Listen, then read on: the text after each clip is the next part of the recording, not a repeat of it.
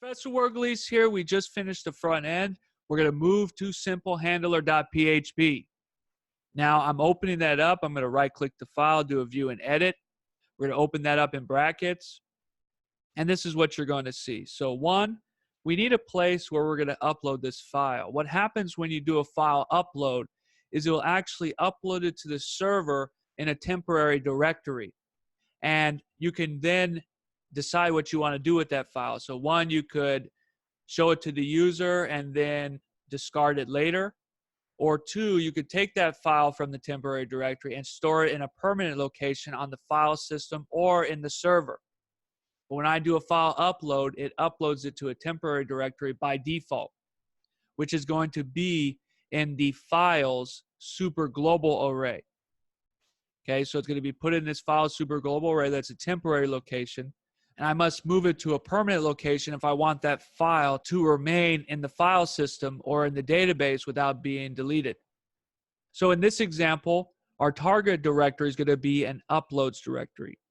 What we're going to do is going to run through the FileSuperGlobal array, and we're going to print out all the contents in the file array. And we're going to do something here in a little bit. So let's just run this and see what we have. So let's look in the FileSuperGlobal array. Technically, we're not running this line, and we're not running these lines as of right now. Let's just see what's in the FileSuperGlobal array and print that out and see how we can handle that accordingly. So I'm going to come back to the browser. I'm going to choose a file. Okay, it could be any file. So we can choose, let's say, our lecture file. I'm going to choose this HTML file. So I'm going to open it, upload it. Make sure you refresh. I'm going to choose the file, let's say our lectures file from file upload, number one upside. I'm going to choose the index file. I'm going to click on upload, and this is what you're going to see. File 1, that's the name that we submitted in the form. So I come back to my form, you'll see file 1 is here. So that's going to be the name in the FileSuperGlobal array. The value is an array. The value contains name, type, temp name, error, and size. So the name of the file is here. The type, which is the meme type. The temporary name, that's actually the temporary path to that file. And then whether there was an error, and then the size of the file. Okay, so this is the information I have. I need to use this information to grab the file and store it to a permanent location. Now with PHP, there's only one function that we can use to do this. So if I come back to my simple handler, I'm going to call the move uploaded file function, which takes two parameters. One is the temporary location, and the second parameter is the permanent location.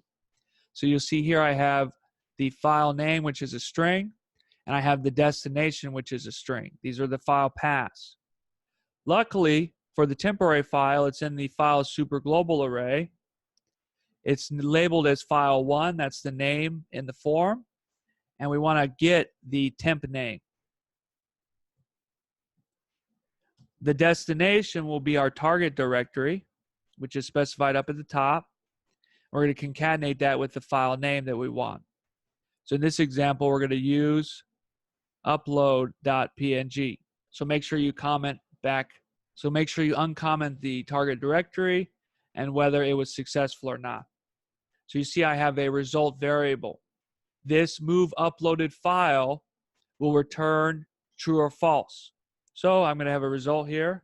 Let's see what this move uploaded file returns. So if I search PHP move uploaded file, open up the PHP documentation, you'll see the move uploaded file moves an uploaded file to a new location. This function checks to ensure that the file designated by file name is a valid uploaded file. This means that it was uploaded via PHP HTTP post.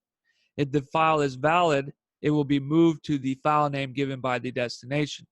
This check is important if there's any chance that anything done with uploaded files could reveal their contents to the user or even to other users on the system. So you see the return value is true on success, and it will return false if it's not a valid uploaded file or no action will occur or some error occurred. Maybe there's a warning or some error with the file or moving the file. Maybe the directory permissions are not correct. So in the code, I'm going to create a result variable, and whatever this function returns, it's going to return to the result variable. If it returns true, we'll say the file was moved successfully. Otherwise, the file had a big no-no. Okay, so I'm saving the code, upload the code to the server, go back to the form, refresh the page, select a file. Now we're looking specifically for a PNG file.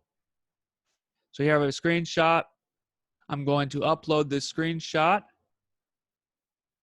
And you'll see here I got file no. So something was wrong, and more than likely it's going to be either one, the directory has not been created, or two, the directory has been created but the permissions are incorrect. So in order for the file to be uploaded successfully, these two requirements must be met.